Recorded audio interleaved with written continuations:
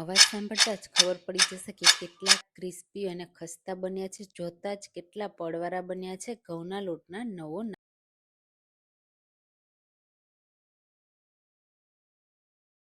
તો તમે શક્કરપારા ખાઈને કંટાળી ગયા હોય ને તો આ કાજુ નમકીન એકવાર જરૂરથી ટ્રાય કરવા જેવા છે. તો ચાલો બનાવીએ.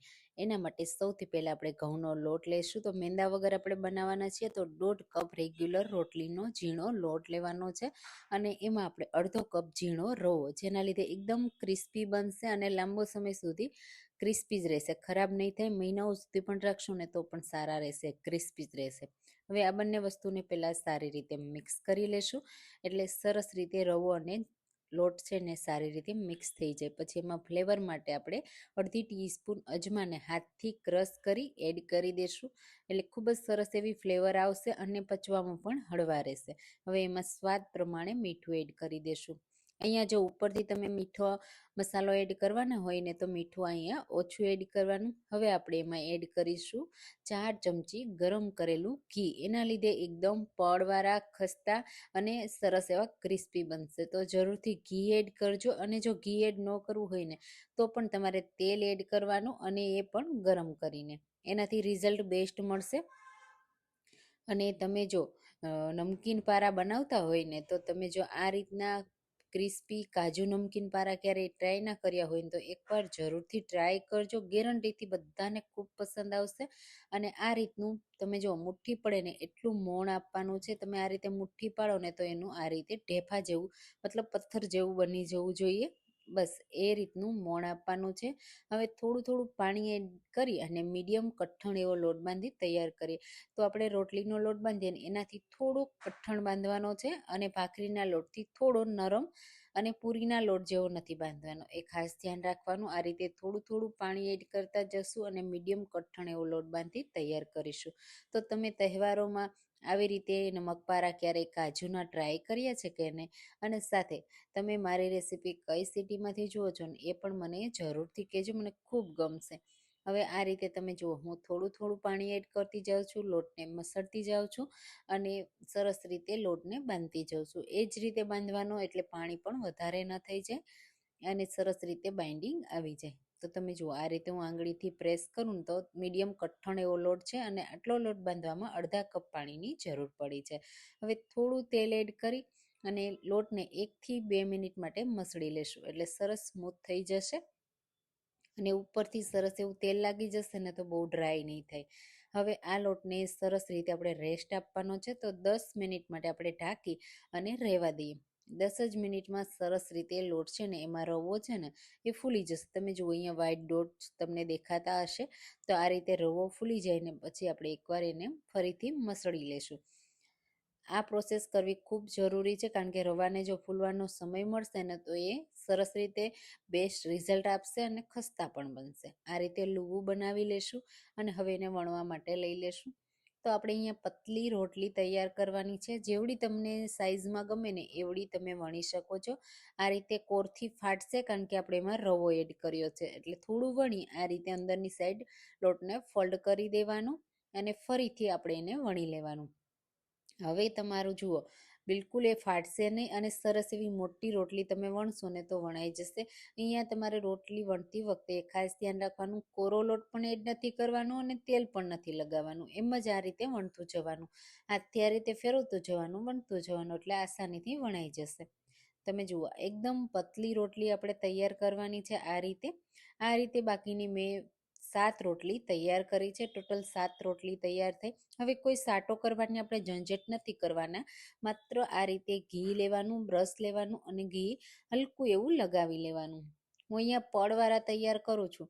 આપણે આ જે ઘઉંના લોટના છે ને, એટલે જેવું મેંદાના લોટમાં રિઝલ્ટ મળશે ને એવું નહીં મળે, પણ ક્રિસ્પી 100% બનશે અને પડ પણ થોડા દેખાશે. એકદમ પડવાળા નહીં થાય, પણ તમને એકદમ હેલ્ધી જો ખાવું હોય ને તો આ બેસ્ટ છે. આ રીતે તમે ટ્રાય કરજો. આ રીતે બધા જ પડ મૂકતા જવાના, તેલ લગાવતું જવાનું, થોડો કોરો લોટ સ્પ્રિંકલ કરતો જવાનો. આ રીતે મેં 7 પડ લગાવી દીધા. તમે જુઓ, 7 પડ તમને દેખાતા હશે. હવે આપણે આ જે ઘી વધ્યું ને એને આપણે ગમે ત્યારે યુઝ કરી શકીએ. આપણે સાટો બનાવીએ ને તો આપણે ઘી અને આપણો લોટ છે ને વેસ્ટ જાય, એટલા માટે આપણે સાટો નથી બનાવ્યો. હવે આ રીતે આપણે એને વણી લેશું. તો આપણે 7 પડ છે ને એટલે આપણે એને થોડું હલકું પતલું કરીશું, બહુ નહીં અને બહુ પ્રેસ કરીને પણ આપણે એને નહીં વણીએ. હળવા હાથથી વણવાનું, બંને સાઈડ આ રીતે ફેરવતું જવાનું એટલે એક સરખું એનું પડ છે ને એ સ્પ્રેડ થાય. અને મોટી સાઈઝની રોટલી વણી લેશું. આ રીતે મોટી સાઈઝની તમે જુઓ મેં વણી તૈયાર કરી લીધી છે અને ઉપરથી આ રીતે આટલી થીક રાખી છે. બહુ પતલી પણ નહીં અને બહુ જાડી પણ નહીં, એ રીતે મેં રાખી છે. હવે હું અહીંયા કાજુ નમક પારા કટ કરવા માટે આ રીતે દવાનું ઢાંકણ લઉં છું. તમારી પાસે નાની સાઈઝની આ રીતની કોઈ પણ વાટકી હોય ને તો પણ લઈ શકાય. આ રીતે તમે જુઓ આસાનીથી ડીમોલ્ડ પણ થઈ જશે. પહેલું છે એ સરખું નહીં કટ થાય. હવે બીજું આપણે અડધું અડધું જ કટ કરવાનું છે. નાના કે મોટા કાજુ કેવા કરવા છે ને એ રીતે આ રીતે કટ લગાવી દેવાના. એકદમ આસાન છે, એકસાથે બહુ બધા તમે તૈયાર કરી શકશો.